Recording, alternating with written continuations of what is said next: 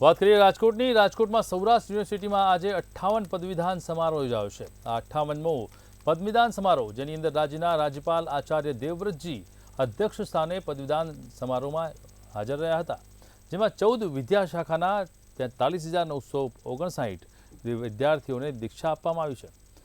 દીક્ષાર્થીઓને પદવીઓ આપી અને 141 gold medal એનાયત કરવામાં આવ્યા હતા. મહત્વપૂર્ણ છે કે એક વિદ્યાર્થીનીને 9 ગોલ્ડ મેડલ મળ્યા છે, જ્યારે 141 પૈકી 97 ગોલ્ડ મેડલ વિદ્યાર્થીઓને એનાયત કરવામાં આવ્યા છે. ત્યારે સરકારની બેટી બચાવો બેટી પઢાઓ યોજનાને વેગ મળ્યો હોય તે પ્રકારના દ્રશ્યો સામે આવ્યા છે.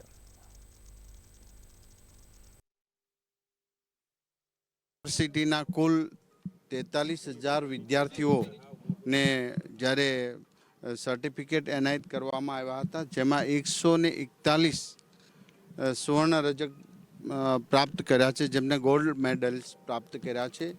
એ તમામને અમે શુભેચ્છા પાઠવીએ છીએ. આ 143માંથી 97 દીકરીઓ હતી ગોલ્ડ મેડલ પ્રાપ્ત કરનારી. બેટી બચાવો બેટી પઢાઓ જે નરેન્દ્રભાઈનો નારો છે મળ્યું છે.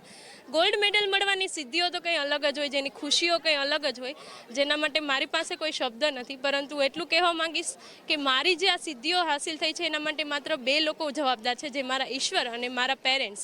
એ મારા પેરેન્ટ્સનો સહયોગ ખૂબ વધુ છે, જેમાં મારા પિતા અને મારી માતા અને મારો ભાઈ, આ ત્રણેયના સહયોગથી આજે હું અહીંયા પહોંચી છું.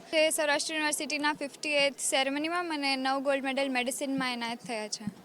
ખાસ તો જે ગોલ્ડ મેડલ આપને જે એનાયત થયા છે એની પાછળ કેટલા દિવસની મહેનત અને ખાસ તો કોને તમે પ્રેરણા સ્ત્રોત માનો છો? મારા મમ્મી આ જ યુનિવર્સિટીના સ્ટુડન્ટ છે અને એમને ફાઇનલ MBBSમાં 7 ગોલ્ડ મેડલ એનાયત થયેલ છે, એટલે આ વસ્તુ માટે મારી સૌથી મોટી મોટિવેશન મારા મમ્મી જ છે.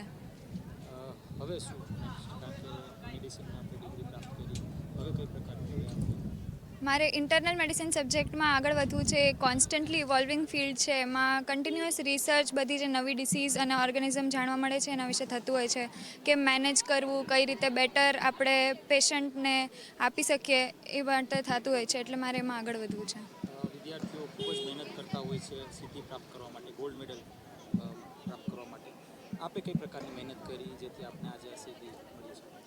ફર્સ્ટ યરથી જ બધા સબ્જેક્ટ્સ છે એનું થરો નોલેજ મેળવવાની કોશિશ કરી હતી મેં, અને મને આની પહેલાં 2nd અને 3rd MBBSમાં પણ પેથોલોજી અને ENTમાં ગોલ્ડ મેડલ મળેલ છે. એટલે કોન્સ્ટન્ટ જે પ્રયાસ હોય એના લીધે જ આવું થઈ શકે છે મેડલ બધા.